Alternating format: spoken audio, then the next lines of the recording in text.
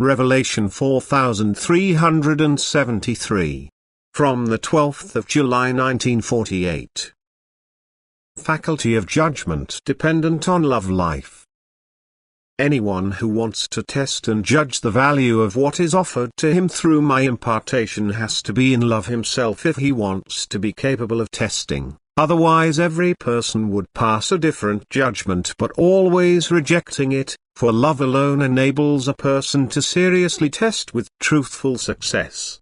The serious will can certainly exist to think correctly and thus want to eliminate what does not correspond to truth, yet only love enlightens the spirit, and only then will much be understandable to the human being which he previously did not grasp and therefore rejected.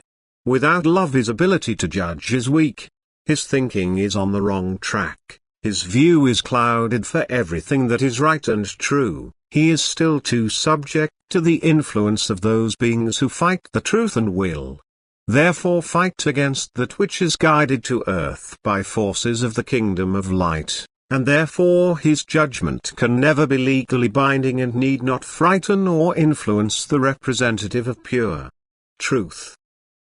Just pay attention to whether a person is lovingly active if you want to assess the value of his objections and the credibility of his claims.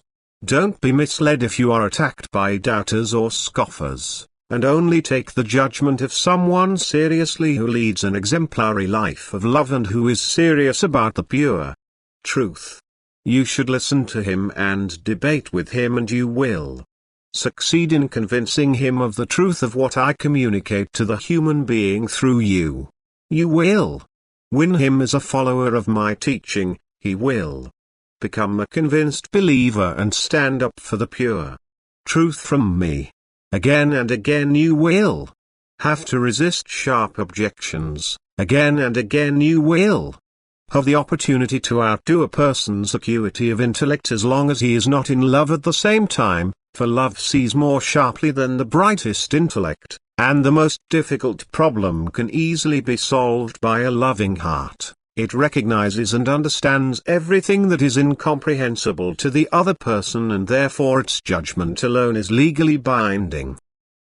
If hostile resistance now arises against you, if your spiritual work and its results are portrayed as erroneous, your own thought product, if they want to prove you wrong, don't shrink back and don't let yourselves be intimidated, but let them speak and express their opinion, and you will find many points of attack which will give you the opportunity to refute everything they put forward.